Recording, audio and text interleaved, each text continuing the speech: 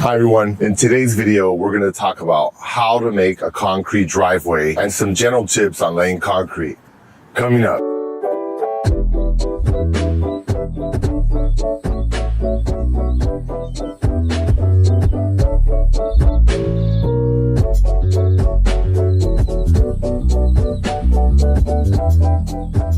Hi everyone, this is Dr. Ernesto from AttaBoyCowBoy, and on this channel we give you health and wealth tips to help you be more successful. Now I want to go over a little bit of how we're making a concrete driveway for if you're doing new construction or you want to redo your driveway at home, some tips on how to save money, be the most effective at it, and to make sure that you're meeting the city regulations. So I'm going to take you step by step on how we're making the driveway for this new building that we're working on. Let me give you a tour. Okay, so let me just go over how you're going to do this. This is what the driveway looks before we pour the concrete. So basically what you're going to do is you're going to get some string and you're going to measure where you need it to go. I'm going to give you an example. Here's some orange string here you can see. Because string is easy. It's a straight line. You just put it with a nail from one point to the next point. And you need to see where it's going to go above. See that? So it's that simple. You just use string. In this case, we're trying to get from the lip of the driveway here. You see it here. That has to meet the entryway to the parking. See that? So that's how you know where exactly your driveway is going to go. You don't want it to be above that or below that, right? You want it to be even. But then you're going to look at, okay, well, I got all this dirt in the way. Now you got to dig it out. So here's all the dirt we dug out. Depending on how much you have to dig out, you dig it out with shovels, or you use rent a bobcat or something like that. Just get all the dirt out. You might have to get a jackhammer like we did here and break out some of the cement that was in our way. And you want it to be nice and even. You got to figure that the slab's going to be at least 4 inches thick. So you need to dig out at least 4 inches worth, and it has to be even. So here's some extra concrete we had to break out because we did the slab in here wrong. Entryways to garages cannot be more than 20 degrees. Otherwise the bottom of the car will scrape. See that truck there? If he tries to drive in, and it's great, it's like 30 degrees, which is what it was. It would have scraped every time. It would damage the cars over time. So we actually had to break all this. Other than this part, everything about concrete is simple. Just don't make mistakes with the concrete. Otherwise breaking it is a real pain. But if you have to, which is common, it's not a big deal. You just get a jackhammer or a hammer drill, and which we use both of them. And we just broke it up. You just dig it out. After you're done digging it out, getting it nice and flat, you're just going to get some sand and you're going to pour sand all over it.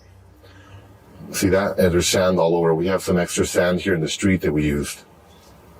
After you do your sand, you're going to start installing your forms. These are your forms right here, this wood. You can use used wood, it doesn't matter, as long as it's straight, because you don't want the form concrete to be crooked. You want it to look nice and straight and neat.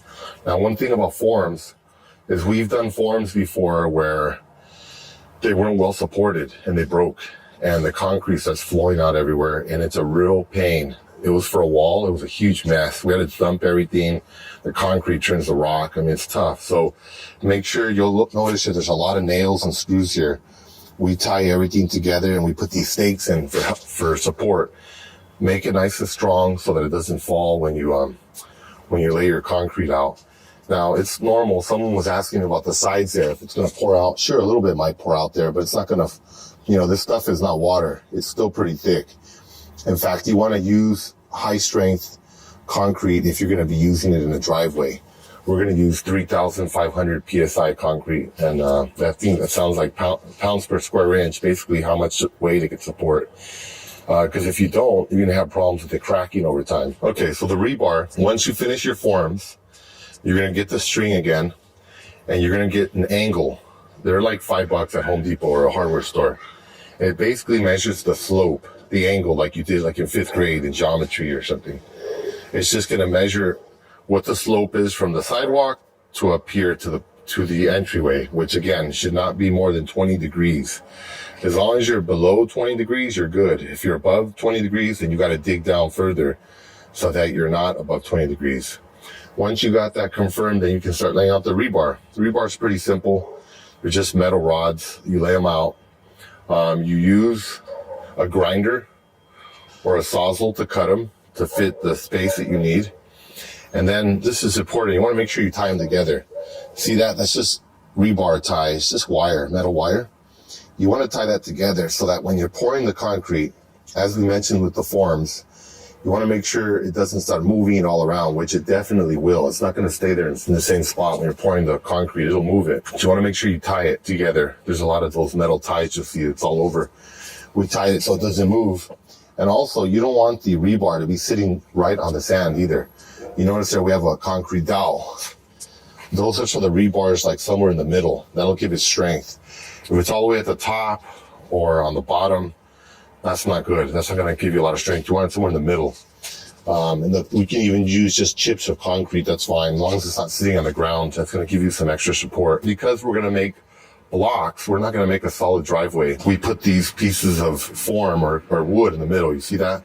And here, I'm going to show you what it's going to look like afterwards. Okay, so if you see these examples here, the reason why the city wants you to have these gaps is because of global warming and drought. As you notice, most of the city is concrete, and a lot of the older houses, all their driveways are concrete. What happens is when it rains, the water doesn't absorb into the ground here. It just goes into the gutter and out to the ocean. So the cities are getting drier and drier, especially places in the Southwest United States. But really, this applies anywhere in the world because we're having drought all over the world pretty much now. So you don't want to build these types of concrete structures anymore. This is an old house. Everything's concrete. They don't allow that anymore. You have to put gaps. Just like I showed in the pictures there, that allows for water to get in to the water table for agriculture and wells and everything else. And actually they look kind of cool, these openings. You can put grass, you can put different types of river rock or whatever fancies you. So here's the other driveway. Here's a rebar. And as you can see, the rebar runs through the wood. There's notches made there for the rebar. That's so that even though there's going to be separate blocks, the blocks will be tied together and they won't move. They'll be tied together with metal. But also when you fill in the sand and the rock in between them, that also keeps them in place. You'll see there where we drilled into the original slab and put the rebar into there. That helps also to secure it. So I'll show you an example here of the neighbor's driveway. This house is about a year old, and you'll notice here there's gaps. You see that? That's for the water. Again, that's for global warming and to keep, the water flowing into our water table. Now, let me show you an example what happens when you don't put water on the driveway. You use cheap concrete. You got this beautiful house here, $1 million house, but you got all these cracks here in the driveway. You see that? And this is only a year old. There's another one. There's a huge one here down the middle and only a year old.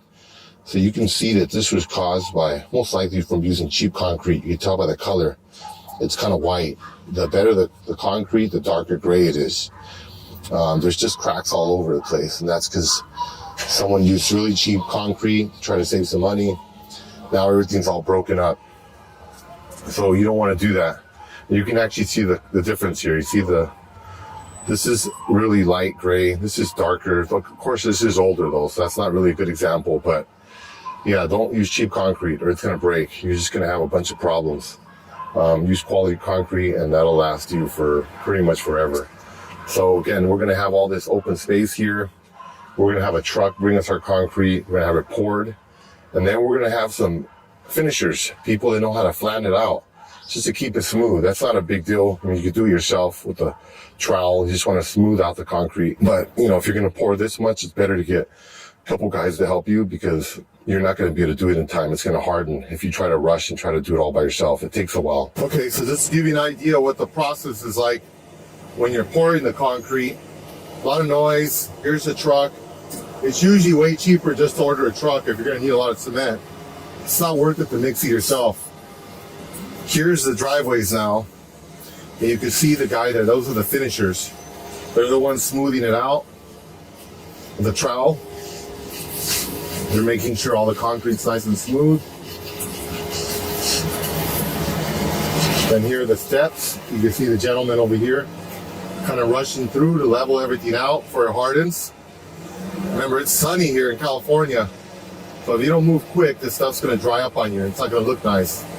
So they have to hurry up. You can see some of the different tools they're using here. This guy's trying to cut the edges there so it looks nice and smooth. He has a trowel. They use these great big ones here. to smooth out the rest of the concrete. But in the beginning, when it's looking kind of rough, they're just using a 2x4. And it's good if you have somewhere to put the extra concrete. Like we're gonna use it here to make this cinder block wall. So we got a team of guys here working at the same time, so we get both of them done at the same time. We don't have to be mixing concrete later on. Everything's all set up. You see that? Now here's the other driveway here where they're about to pour. This is what it looked like before. And then we'll pour it out in a few minutes.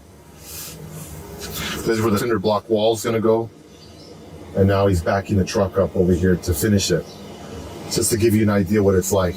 Now, during the hardening process, this is an interesting thing I've learned over the years, and you want to make sure that you wet the concrete at least once a day for at least, I'd say, about the first 3 days. And again, that depends on where you live in the world, how hot it is, the humidity, all that kind of stuff. But here in Los Angeles, it's dry. So if we don't wet the concrete every day, what happens is it starts to dry really fast, and the concrete will actually start to crack. You don't want that. You just spend a bunch of money on it. You want to make sure it's nice and smooth. So by wetting it every day, the concrete absorbs some of that moisture, and it helps it to kind of settle and expand properly the way it's supposed to. If it contracts too quickly and it just dries hard with no moisture, it'll crack. Most of the time, not always, but it will, and it's not worth the risk. So just come out with a water hose, just wet it all down for a minute. You don't have to flood it or anything. Just wet it and let it'll just evaporate over time. That's it. I just do it for the first few days and that make sure that it doesn't crack. So that's it. Just be mindful of like the wood. If you can, use recycled wood so you're not making more dirt. And other than that, it's a pretty simple process. After you're done, you'll be like, wow, I made concrete. It looks really complicated, but it's actually quite easy. So thank you for listening. If you have any questions, please comment below and I'm happy to answer them. From Los Angeles, California, this is Ernesto Martinez, and thank you for watching. Bye-bye.